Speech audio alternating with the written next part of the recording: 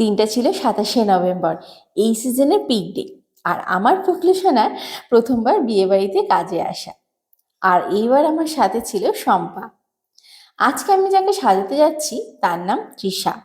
আমাদের পৌঁছানোর কথা ছিল একটায়, কিন্তু একটা ঘটনা ঘটে যাওয়ায় দেরি হবে বুঝতে পেরেই তৃষা আমাকে ফোন করে আগে থাকতেই জানায় যে দিদি তুমি একটু দেরি করে এসো, ওই ৩টে নাগাদ।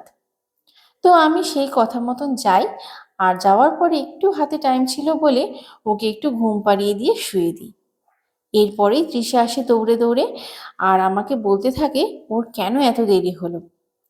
ছেলের বাড়ির ব্রাহ্মণের মা হঠাৎ অসুস্থ হয়ে পড়ায় নতুন ব্রাহ্মণকে অ্যারেঞ্জ করা, তারপরে গায়ে হলুদের রিচুয়ালস সারা, সেই হলুদ নিয়ে আসা, সব কিছু মিলিয়ে অনেকটা দেরি হয়ে গিয়েছিল।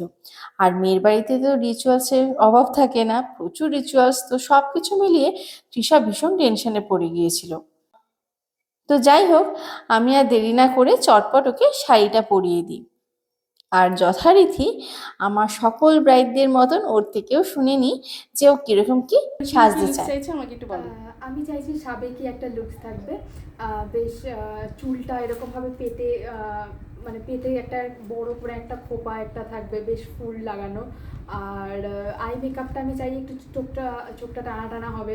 তারপর তোমার একটা শিমার লাগানো থাকবে। আর লিপস্টিক হচ্ছে আমাকে রেড বা মেরুন, আমার মনে হয় যে আমার রেড বা মেরুন আমাকে স্যুট করে না। তো তুমি একটু নিউড শেডের কোনো একটা কালার ট্রাই করে একবার দেখো। আর আর বাকিটা তোমার উপরে। আর খুব হেভি মেকআপ কিছু না, বা ব্লাশ খুব একটা বেশি পিঙ্ক পিঙ্ক লাগছে বা চকচক করছে ওরকম কিছু না। একটা সোবার লুক থাকবে, সোবার এলিগেন্ট একটা সাবেকি ছোঁয়া থাকবে।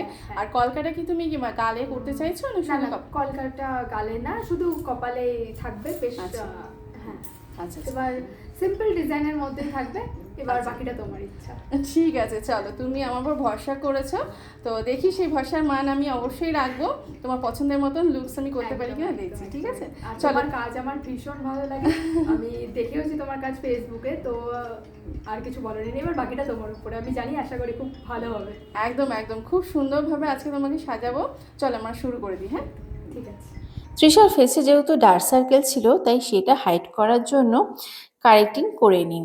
আর তারপরে ওর স্কিন কালার সেম রেখেই বেসটাও করে নিই। আপনারা এতক্ষণে নিশ্চয়ই শুনে ফেলেছেন যে ও কিরকম কি লুকস চায়। তার মধ্যে ওর একটা ডিমান্ড ছিল যে ওর চোখ দুটো যেন টানা টানা করে আইলাইনার এবং কাজল পরানো হয়।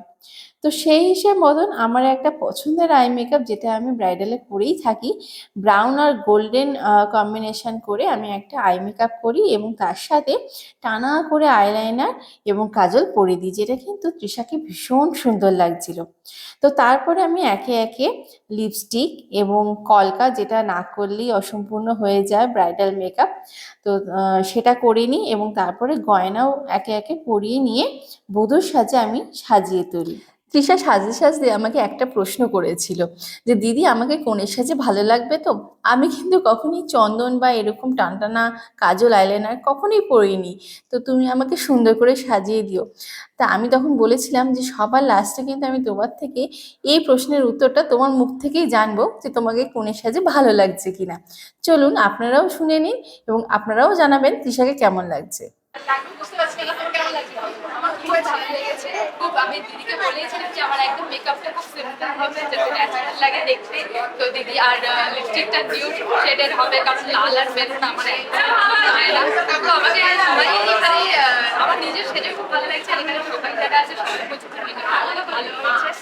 আর চুলটাও বেঁধেছে দিদি খুব সুন্দর, ছুটি হয়েটা নিয়ে গেছে, খুব সুন্দর লাগছে, ভালো লাগছে।